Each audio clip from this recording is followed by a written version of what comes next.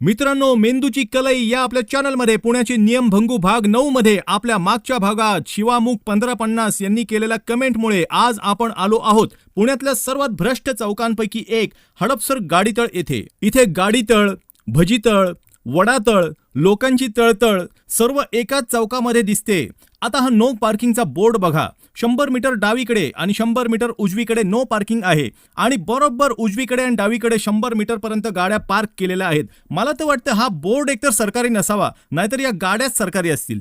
आरटीओच्या परीक्षेमध्ये नापास होऊन पण ड्रायव्हिंग लायसन मिळालेले ड्रायव्हर्स या चौकात सर्रास फिरताना दिसतात. डावीकडच्या माणसाला उजवीकडे वळायचे आहे आणि उजवीकडच्या माणसाला डावीकडे वळायचे आहे, म्हणून चौकात सर्वांचे पत्ते पिसले जात आहेत.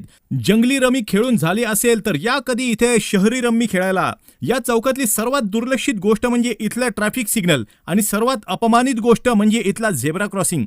लगता है बारातियों ने किसी का स्वागत पान पराग से किया था यहाँ पर. या चौकात घाणीचे साम्राज्य पसरले आहे, ज्यामुळे जगातला सर्वात खतरनाक व्हायरस लवकरच या चौकात तयार होण्याच्या मार्गावर आहे.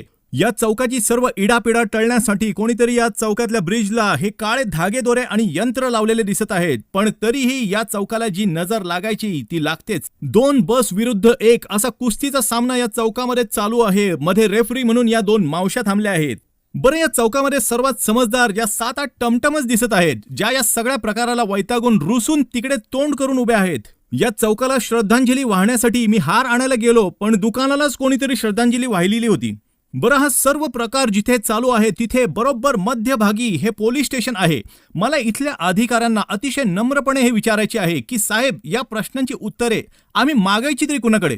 काय या प्रश्नांना उत्तरच नाहीत? जर का या घाणीतच आयुष्य काढायचे असेल तर नका करू चॅनलला सबस्क्राईब. जर का समाजात परिवर्तन व्हावे असे वाटत नसेल तर नका करू व्हिडिओला लाईक आणि शेअर.